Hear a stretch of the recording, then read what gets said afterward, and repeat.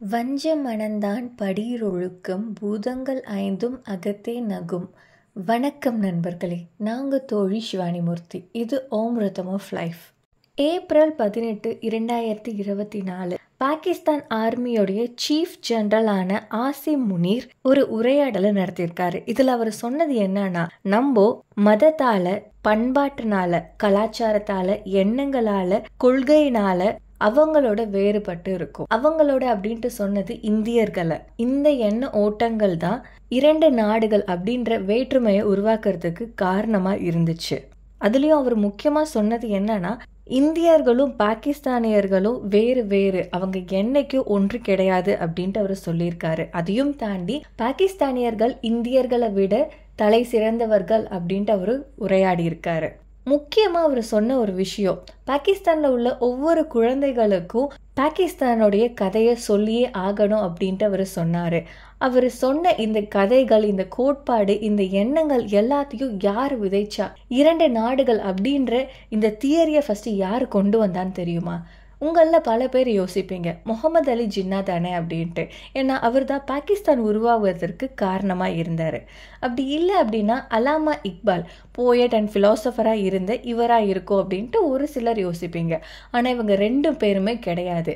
2 நாடுகள், இந்தியா தனி, பாகிஸ்தான் தனி, இந்துக்கள் தனி, முஸ்லிம்ஸ் தனி அப்படின்ட்டு உருவாக்கப்பட்ட இந்த 2 கோட்பாடுகளுக்கு காரணமாக இருந்தவர் ஒரே ஒரு நபர். அந்த ஒரு நபர் 19ஆம் நூற்றாண்டுல வாழ்ந்த சமூக சீர்திருத்தவாதி அப்படின்ட்டு நம்பப்படுற, ஆங்கிலேயர்களுக்கு துணை போன, இஸ்லாமியர்கள் எப்போதும் இந்துக்களோட ஒன்றிணைய முடியாது, அவங்களோட ஒன்னா வாழ முடியவே முடியாது அப்படின்ட்டு ஆணித்தனமா நம்பிட்டு இருந்த ஒரு நபர். பொலிட்டிக்கலா மட்டும் இல்லை, கல்ச்சுரலாகவும் சரி, சோஷியலாகவும் சரி, முஸ்லிம்ஸ் தனி, ஹிந்துஸ் தனி, இவங்களுடைய ஐடென்டிட்டி வேற வேற. இவங்க 2 பேரும் ஒன்னா இருந்தா எங்க முஸ்லிம்ஸ் தன்னுடைய ஐடென்டிட்டியை லூஸ் பண்ணிடுவாங்களோ அப்படின்ட்டு பயந்த ஒரு நபர். யாருன்னு தெரியுமா? சையத் அகமது கான். சமூகத்துல சிறந்த அந்தஸ்து பெற்ற ஒரு குடும்பத்துல பிறந்த இவரு பிறப்புல இருந்தே இஸ்லாமியர்கள் பிறப்பிலேயே ஆளுமையுடையவங்க, அவங்க ஆள பிறந்தவங்க அப்படின்ற எண்ணத்துல சொல்லி சொல்லி வளர்க்கப்பட்ட ஒரு நபர் தான் இந்த சையத் அகமது கான். இவருடைய மூதாதையர்கள் அரசர்கள், மன்னர்கள் கிட்டக்கு வேலை செஞ்சவங்க. அப்படியே தொடர்ந்து வந்த இந்த வம்சாவளி ஆங்கிலேயர்கள் கிட்டையும் வேலை செஞ்சது. அப்படி ஆங்கிலேயர்கிட்ட இவர் வேலை செஞ்சுட்டு இருக்கும் போதுதான் 1857 இந்தியால சுதந்திர புரட்சி நடக்குது. இந்த புரட்சி அப்போ ஆங்கிலேயர்களோட ஆட்சியை எதிர்த்து பல இந்தியர்கள் போராட்டம் பண்ண ஆரம்பிச்சாங்க. அந்த நிலையில சையத் ஆங்கிலேயர்கள் பக்கம் நின்று ஆங்கிலேயர்களுக்கு தன்னுடைய விசுவாசத்தை கொடுக்க ஆரம்பிச்சாரு. இப்படிதான் இவருடைய எதிர்காலம் எழுத ஆரம்பிக்குது. இவர் நிறைய எழுதவும் செய்வார். இவருடைய எழுத்துக்கள்ல இஸ்லாமியர்களை அதிக அளவு சிறப்பிச்சும் அவங்களுடைய விசுவாசத்தை போற்றியும் எழுதியிருக்காரு. யாருக்காக அப்படின்ட்டு பார்த்தீங்கன்னா, ஆங்கிலேயர்களுக்கு இஸ்லாமியர்கள் விசுவாசமா இருப்பாங்க, அதனால இந்துக்கள் எப்படி நடத்துறீங்களோ அதே போலக்கு இஸ்லாமியர்களை நடத்தாதீங்க, இஸ்லாமியர்கள் உங்களுக்கு சாதகமா நிற்கக்கூடியவங்க, உங்களுக்காக அவங்க செயல்படக்கூடியவங்க அப்படின்ட்டு அவருடைய எழுத்துக்கள் எல்லாமே பிரதிபலிச்சிருக்கு. இதை ஏன் அவர் பண்ணாரு அப்படின்றதற்கு பின்னாடி ஒரே ஒரு காரணம் தான் இருக்கு. இந்துக்கள் மேல இருந்த வெறுப்பு. ஆங்கிலேயர்கள் கூட நம்ம நிற்கும் போது இந்துக்களை கல்ச்சுரலாவும் சரி, பொலிட்டிக்கலாவும் சரி வளர விடாம அவங்கள தள்ளியே வச்சிருக்கலாம் அப்படின்ட்டு அவர் யோசிச்சாரு. அது மட்டும் இல்ல, இஸ்லாமியர்களை இந்துக்கள் நடத்தக்கூடிய கட்சிகள்ல, இந்துக்கள் நடத்தக்கூடிய போராட்டங்கள்ல கலந்துக்காதீங்க அப்படின்ட்டும் அவரு சொல்லியிருந்தாரு. இவருடைய எழுத்துக்கள்ல இந்துக்களை வங்காள கரங்கள் அப்படின்ட்டு குறிப்பிட்டிருக்காரு. இதற்கான காரணம், அந்த காலத்துல வங்காள தேசத்துல அதிக அளவு இஸ்லாமியர்களும் இருந்தாங்க, இந்துக்களும் இருந்தாங்க. இப்படி இருக்கும்போது அதிக அளவு பிரச்சனைகளும் அங்கதான் ஆரம்பமாச்சு.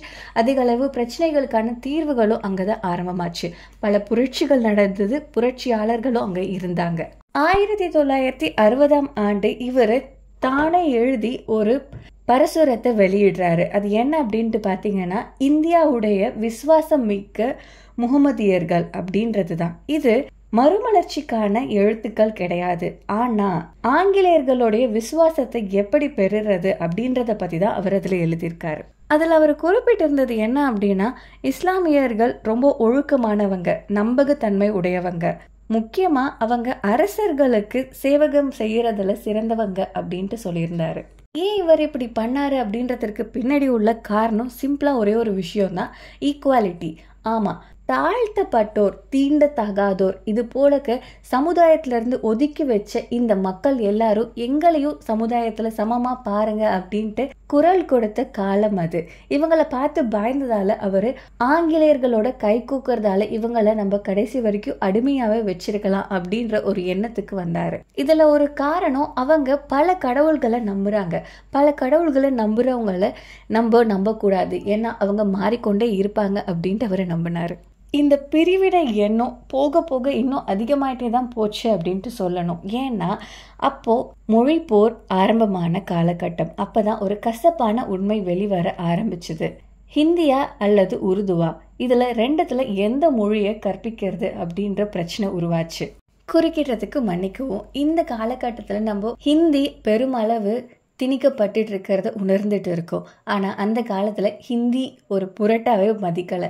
ஏன்னா அப்போ உருது தான் அரசாங்க மொழியாக இருந்துச்சு. எப்போ அப்படின்ட்டு கேட்டிங்கன்னா, ஆங்கிலேயர்கள் வருவதற்கு முன்பு இஸ்லாமியர்கள் நம்மளை ஆட்சி பண்ணிட்டு இருக்கும்போது உருது அல்லது பெர்ஷியன் லாங்குவேஜ் போன்ற பல இஸ்லாமிய மொழிகள் தான் இங்கே அரசியல் மொழியாகவும் கல்வி மொழியாகவும் இருந்திருக்கு. அதற்கு பிறகு ஆங்கிலேயர்கள் வந்தாங்க, ஆங்கிலத்தை படிக்கிறதுக்கும் அரசியலுக்கும் பயன்படுத்தினாங்க.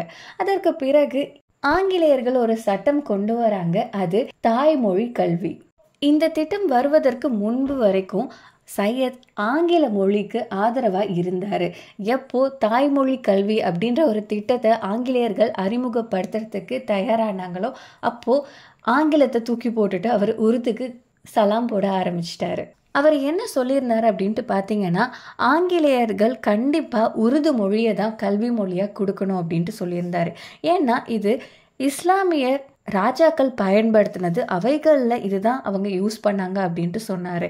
அதே சமயம் ஹிந்தி கலப்படமானது, அது சுத்தம் கிடையாது, அதனால் அதை நிச்சயம் கல்வி திட்டத்தில் கொண்டு வரக்கூடாது அப்படின்ட்டு அவர் ஸ்ட்ராங்காக இருந்தார். இதை வலியுறுத்துகிற விதமாக அந்த காலத்தில் இருந்த விஞ்ஞானிகள் பலர் அவங்களுடைய பத்திரிகைகள், அவங்களோட கண்டுபிடிப்பை உருதுலையும், ஹிந்துக்கள் பலர் ஹிந்திலையும் இல்லை தேவனகிரி லாங்குவேஜ்லையும் எழுதி அச்சிட ஆரம்பித்தாங்க.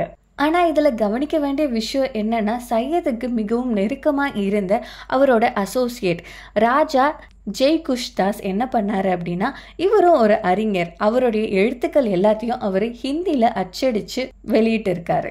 ஆனால் சையத் இது எதையுமே கண்டுக்கல. அவருடைய நோக்கம் ஒன்றாதான் இருந்துச்சு. அது என்ன அப்படின்னா, எக்காரணத்து கொண்டும் இஸ்லாமியர்களும் ஹிந்துக்களும் ஒன்றாக சேர்ந்துடக்கூடாது அப்படின்றதுல ஒரு உறுதியாக இருந்தார். இதற்கான காரணம், இதுவரை அவர் கேள்விப்பட்ட இந்தியா பெர்ஷியன் அல்லது அரேபியர்கள் ஆட்சிக்குள்ளார இருந்துச்சு. அப்படி இருக்கும்போது அவங்க தன்னைத்தானே எப்படி ஆட்சி பண்ணிக்க முடியும்? இவங்க ஆட்சி பண்ணுறவங்க கீழே இருக்கிறவங்களை தவிர ஆட்சி பண்ணக்கூடியவங்க இல்லை அப்படின்ற ஒரு மனப்பான்மை அவருக்கு இருந்தது தான் இவர் இவ்வளோ வெறுத்ததற்கும் இவ்வளோ சண்டை போராட்டம் பண்ணதுக்கும் காரணமாக இருந்துச்சு. இந்த காலகட்டத்துக்கு பிறகுதான் 2 நாடு அப்படின்ற ஒரு கொள்கையை அவர் கொண்டு வராரு. ஆங்கிலேயர்கள் இந்தியாவை விட்டு போனதுக்கு பிறகு இஸ்லாமிய நாடு என்று தனியாகவும் இந்துக்களோட நாடு என்று தனியாகவும் இருக்கணுமே தவிர இவங்க 2 பேரும் ஒரே நாட்டில் இருக்கக்கூடாது அப்படின்றத அவர் ரொம்ப ஆணித்தனமாக நம்பினாரு. இதற்கான முதல் உரையை 1888 அவருடைய பேச்சின் மூலயமா அவர் கிறிஸ்டல் கிளியரா எல்லாத்துக்கும் சொன்னார். இவருடைய சிந்தனைகள் பலருடைய மனதில் வேரூன்ற ஆரம்பிச்சது. உதாரணத்திற்கு முகமது அலி ஜின்னா. அது எப்படி நடந்துச்சு அப்படின்றது தெரியுமா? இவர் ஒரு பல்கலைக்கழகத்தை நிறுவினாரு. இன்னமும் அந்த பல்கலைக்கழகம் நடந்துட்டு இருக்கு. அதுதான் அலிகர் முஸ்லிம் பல்கலைக்கழகம். இங்க ஆங்கில வழி கல்வி மட்டும் கிடையாது, இஸ்லாமியர்களுக்கு என்று ஒரு தனி நாடு அப்படின்ற ஐடியாலஜியும் இங்கதான் அவர் திணிக்க ஆரம்பிச்சாரு. ஒருவேளை இப்போ சையத் அகமது இருந்தாரு அப்படின்னா அவர்கிட்ட நான் ஒரே ஒரு கொஷின் கேட்கணும். இப்போ நம்ம இந்தியாவில் இஸ்லாமியர்களும் இருக்காங்க, ஹிந்துக்களும் இருக்காங்க, அவங்க ஒன்றா தான் இருக்காங்க. ஆனால் நீங்கள் எதை பார்த்து பயந்தீங்க அப்படின்ட்டு எனக்கு இன்னும் வரைக்கும் புரியலை. இந்த பிரிவினையை முதல்ல ஆரம்பித்த சையத் அகமது கானா இருக்கட்டும், அது இன்னமும் பின்தொடர்ந்துட்டு இருக்கிற ஆசி முனீரா இருக்கட்டும், நான் இவங்கள்ட்ட ஒரே ஒரு விஷயம் கேட்கணும்னு நினைக்கிறேன். மக்களிடையே பிரிவினையை விதைக்கிற இவங்க எப்படி மறுமலர்ச்சிக்காரவங்களா இருப்பாங்க? இவங்க எப்படி சீர்திருத்தவாதிகளா இருக்க முடியும்? இது எல்லாமே ஒரு முட்டாள்தனம் தான் நான் சொல்லுவேன். ஏன் அப்படின்னா, உங்கள் எல்லாருக்கும் ஒரு வேண்டுகோள், மனிதர்களுக்கிடையே வேற்றுமையை பார்க்காதீங்க. எப்போதும் சமத்துவத்தை மட்டுமே கையாளுங்க. அது யாராக இருந்தாலும் சரி, முடிஞ்சால் ஒரு ஸ்மைல் பண்ணுங்க, முடியலையா கோவம் படாதீங்க. ஏன்னா கடைசியாக நம்ம கொண்டு போக போகிறது ஒன்றுமே கிடையாது. அதை மட்டும் ஞாபகம் வச்சுக்கோங்க. முடிஞ்ச அளவுக்கு நீங்களும் சந்தோஷமாக இருங்க, உங்களை சுற்றி உள்ளவங்களையும் சந்தோஷமாக வச்சுக்க முயற்சி பண்ணுங்கள். ஒரு அழிந்து போன சாம்ராஜ்யம், அது அரேபியர்களாக இருக்கட்டும், முகல்ஸாக இருக்கட்டும், இப்போ யாருமே இல்லை. ஆனால் எதற்காக இவ்வளோ வெறுப்பு? பாகிஸ்தான் இருக்க இருக்க பின்னடைஞ்சிட்டே போகுது. அவங்கள முன்னேற்ற பாதைக்கு கொண்டு போகணுமே தவிர இந்த அளவுக்கு அவங்களுக்குள்ளார வெறுப்பை மட்டுமே தூண்டி விட்டுட்டு இரு நாடுகளுக்கிடையே பிரச்சனையை மட்டும் மூட்டிகிட்டே இருந்தால் என்ன நடக்க போகுது தெரியல. பொறுத்திருந்து பார்ப்போம். நான் உங்கள் தோழி சிவானி மூர்த்தி. இது ஓம் ரிதம் ஆஃப் லைஃப். நன்றி, வணக்கம், வாழ்க வளமுடன். ஜெய்ஹிந்த்.